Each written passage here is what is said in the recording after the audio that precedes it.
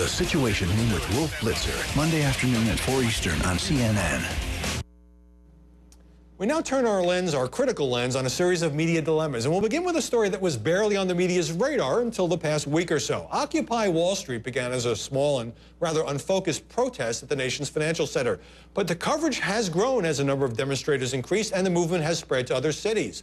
Joining us now to talk about this and some other media issues in Los Angeles, Sharon Waxman, editor-in-chief of TheWrap.com, and here in Washington, Eric Wemple, online media reporter and critic for The Washington Post.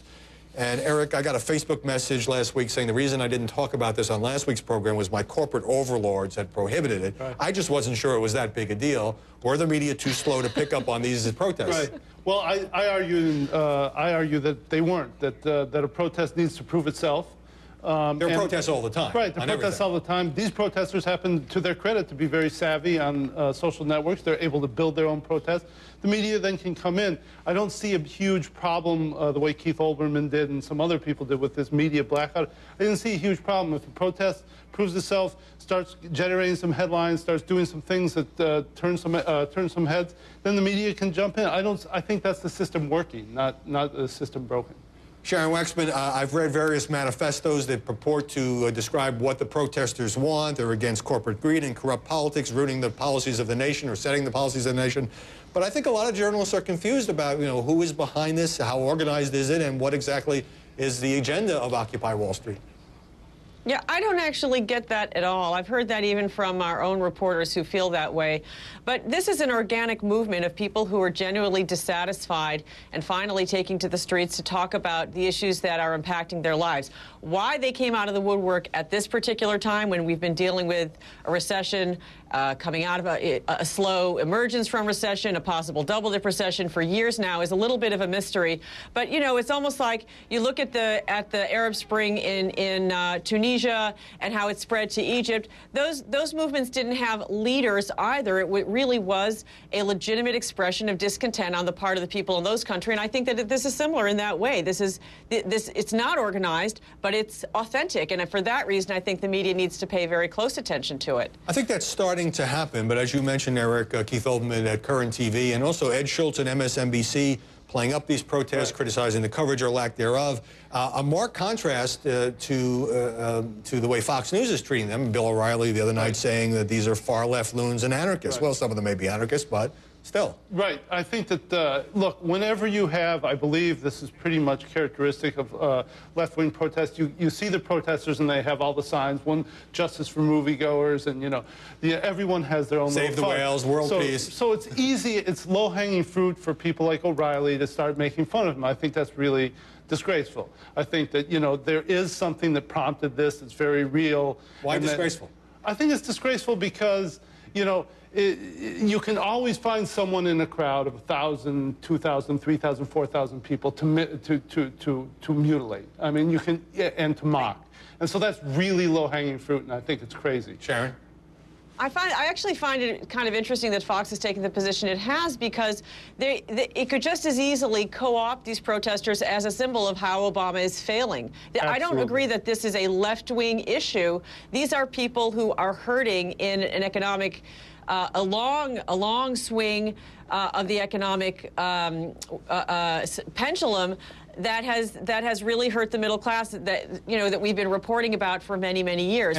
So the right could just as easily adopt these people and embrace them as their own, but instead they're sort of looking at them as anarchists. Yeah, the anarchist is such a weird word that I keep hearing. It's striking to me that Fox News was so much more sympathetic a couple of years ago to the Tea Party movement, just 2 years ago, I should say, and then it was a liberal media that was accused of picking out a few intemperate protesters who had crazy signs or were yelling at congressmen at those town hall meetings.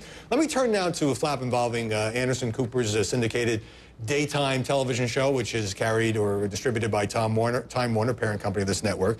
And there was an incident, and we're going to play a clip from the Today Show, involving a potential guest, a teenager who wanted to be on, who filmed himself on some sort of skateboard. And let's take a look at NBC's coverage.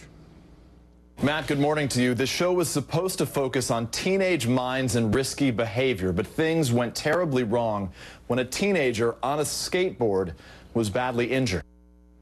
Let me put up a statement from the Anderson Cooper daytime show.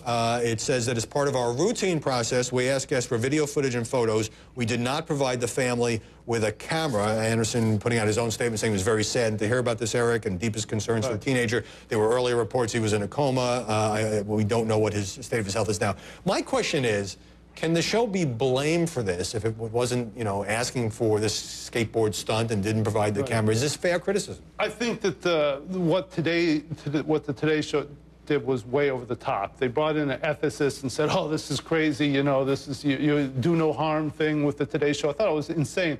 I think what they asked was the kid to do his thing.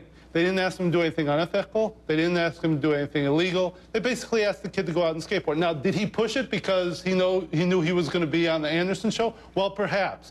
But as you know, as David Dobbs in the National Geographic showed, that's the way teens are inclined to be anyway. And there are 26,000 kids that check into emergency rooms every year over skateboard injuries. I don't want to put this on Anderson Cooper.